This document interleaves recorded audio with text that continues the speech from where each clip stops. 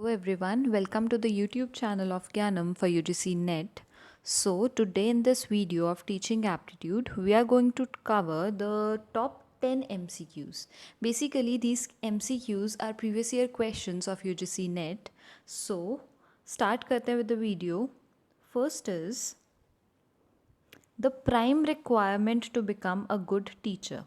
Basically क्या पूछा गया है यहाँ पे कि एक अच्छे टीचर होने के लिए प्राइमरी रिक्वायरमेंट क्या होनी चाहिए, राइट. सो प्राइम रिक्वायरमेंट की बात की है, हो सकता है सारे ऑप्शंस ही रिक्वायरमेंट हो, राइट, बट उसमें से हमें सबसे इम्पॉर्टेंट वाली रिक्वायरमेंट बतानी है. So the options are the genuine interest in teaching, कि टीचिंग में इंटरेस्ट होना चाहिए प्रॉपर, वही प्राइम रिक्वायरमेंट है to become a teacher.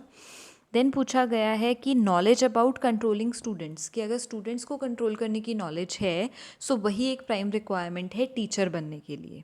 Then subject की नॉलेज, या फिर last good expression. So basically अगर आप 4 पॉइंट्स कंसीडर करो ना तो कुछ आपको लगेगा कि शायद ना ये हो सकता है, राइट. जैसे जेन्युइन इंटरेस्ट इन टीचिंग शायद ये हो सकता है, और सब्जेक्ट नॉलेज शायद ये हो सकता है. गुड एक्सप्रेशन और बी ऑप्शन को फिर भी थोड़ा सा सेकेंडरी कंसीडर कर सकते हैं. बट एक चीज़ ना ऐसे तरह के क्वेश्चंस में हमें याद रखनी है, जब भी इस तरह के क्वेश्चंस आएंगे तो बेसिक चीज़ जो माइंड में रखनी है वो ये है कि सब्जेक्ट नॉलेज. जहाँ पे भी आपको ऐसे क्वेश्चंस में से पूछ लिया तो subject knowledge is the primary requirement to become a teacher. जब तक आपको सब्जेक्ट नॉलेज नहीं है ना तो बाकी चीज़ें सेकेंडरी मानी जाएंगी, right. Then comes second question. Second question में बेसिकली हमारे पास क्या है, let's C.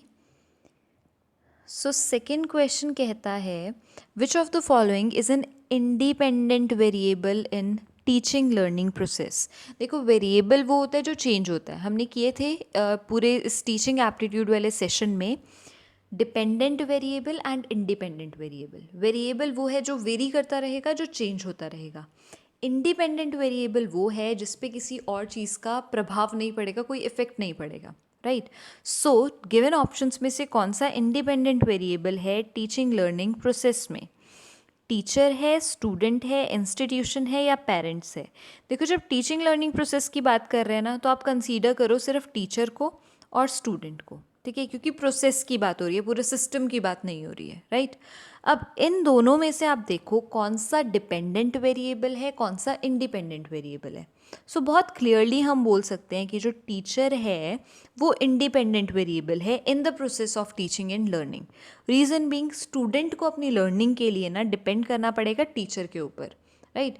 But teacher student के अकॉर्डिंग चीज़ें चेंज करेगा बट डिपेंडेंट नहीं होगा उस पर, राइट. इसलिए वो इंडिपेंडेंट वेरिएबल है. Then comes third question, that is when the learner is self directed. अगर लर्नर सेल्फ डायरेक्टेड है इट इज़ टर्म्ड एज, तो हम उसको क्या कहते हैं. Pedagogical learning, andragogical learning, then comes distance education learning, या नन ऑफ द अबव. अब एक चीज़ पे ध्यान देना, डिस्टेंस एजुकेशन एक डिफरेंट कॉन्सेप्ट है. हाँ उसमें सेल्फ पेस लर्निंग हो सकती है बट सेल्फ डायरेक्टेड नहीं हो सकती, राइट. सो इस ऑप्शन को एलिमिनेट करते हैं. देन दो चीज़ें हमारे पास, first is pedagogical and second is andragogical. Pedagogical basically क्या है, देखो जब ये वर्ड आया था ना मैंने आपको तब भी एक्सप्लेन किया था. पैडागॉजी वर्ड रिलेट करता है साइंस ऑफ टीचिंग से, बट कौन से लेवल पे, स्कूल लेवल पे या बोल सकते हैं सीनियर सेकेंडरी लेवल तक, राइट. क्यों, क्योंकि वहाँ पे ना सारी चीज़ें उसी एज लेवल के अकॉर्डिंग होती हैं एंड कुछ हद तक हम बोल सकते हैं कि spoon feeding kind of work वहाँ पे थोड़ा ज़्यादा रहता है. हर चीज़ के लिए आपको डायरेक्ट करना पड़ेगा, राइट. वेर एज एंड्रागॉजिकल क्या है, जो हायर स्टडीज़ में यूज़ होती है, अगेन साइंस ऑफ टीचिंग है बट कौन से केस में, आफ्टर सीनियर सेकेंडरी लेवल यानी कॉलेज लेवल पे. क्यों, क्योंकि यहाँ पे ना बच्चा कुछ चीज़ें ना खुद से एक्सप्लोर करता है. एक लर्नर चीज़ें एक्सप्लोर करनी स्टार्ट करता है तो हम बोलते हैं कि उसका सेल्फ एफर्ट है, अपने आप से वो चीज़ कर रहा है. और इन्होंने वर्ड भी सेल्फ डायरेक्टेड यूज़ किए. सो यहाँ पे आंसर आ जाता है हमारे पास andragogical learning, right. Then comes question number 4. Question number 4 क्या कहता है, to make use of previously learned material in new situation is. अब क्या है, पहले ही चीज़ें सीखी हैं या पहले एक्सपीरियंस की हैं, उसको नई सिचुएशन में यूज़ करना है, उसको क्या कहेंगे. क्वेश्चन सीधा सीधा आया है from Bloom's taxonomy, right. Bloom's की थियोरी में से क्वेश्चन है। क्वेश्चन में पूछा गया है पहले की यूज़ की हुई नॉलेज को नई सिचुएशन में यूज़ करना है, इसको क्या कहेंगे। सो ब्लूम्स के अकॉर्डिंग ये था एप्लीकेशन, राइट। पहले जो सीखा उसको अप्लाई करके देख लिया, अभी कंसेप्ट क्लियर नहीं हुआ है बट उसको अप्लाई करके देख लिया, right. Then comes question number 5, to put ideas together to form a new whole is. Basically scattered ideas हैं, उनको एक साथ लेकर आना एक नया होल बनाने के लिए, उसको एक पूरा कॉन्सेप्ट बनाने के लिए, तो उसको क्या कहेंगे। इसको बोला जाता है सिंथेसिस। ये क्वेश्चन भी ब्लूम्स टेक्सोनोमी से है, इसलिए मैंने आपको बोला था ब्लूम्स की थियरी है important, right.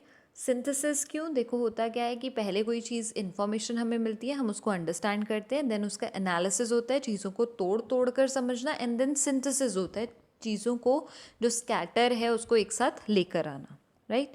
Then question number 6, that is prior to teaching the teacher does.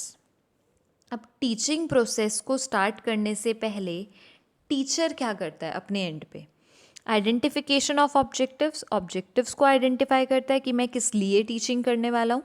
Preparation of lesson plan, lesson plans को प्रिपेयर करता है। Know the interest of students, students के इंटरेस्ट को समझता है, and all of the above. So basically देखो identification भी होती है, सबसे पहले ऑब्जेक्टिव्स को आइडेंटिफाई किया जाता है, देन लेसन प्लान्स बनते हैं, बच्चों के इंटरेस्ट को भी हम बेसिकली कंसीडर करते हैं। सो आंसर होगा यहाँ पे all of the above, right. So prior to teaching ये सारी एक्टिविटीज़ की जाती है by the teacher. Then comes question number 7, that is a teacher is successful only if he is. कब एक टीचर सक्सेसफुल होगा, only if he knows the subject knowledge, knows the subject thoroughly, जब उसको अपना subject अच्छे से आता है, जब वो 100% यानी 100% रिजल्ट लेकर आ रहा है, अप्रोचेबल है, या publishes paper in journals of repute. So basically ऐसा ही एक क्वेश्चन अभी हमने किया भी था कि जब सब्जेक्ट नॉलेज प्रॉपरली होती है, अगेन बात क्या आ गई, प्राइम रिक्वायरमेंट की, राइट। सो अगर ये प्राइम रिक्वायरमेंट फुलफिल है, सो टीचिंग जो है उसकी सक्सेसफुल हो सकती है, एक टीचर खुद सक्सेसफुल हो सकता है। Then comes question number 8, that is good teaching is best reflected bye.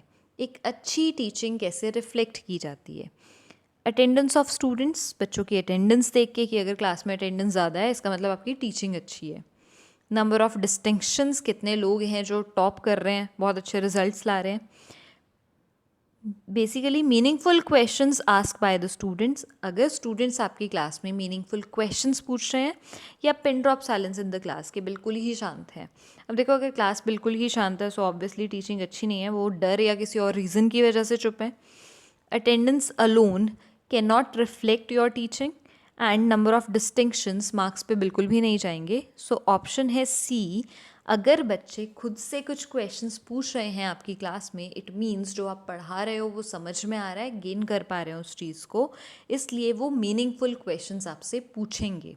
सो इस टाइम पे आपकी टीचिंग सबसे ज़्यादा अच्छी मानी जाएगी, राइट।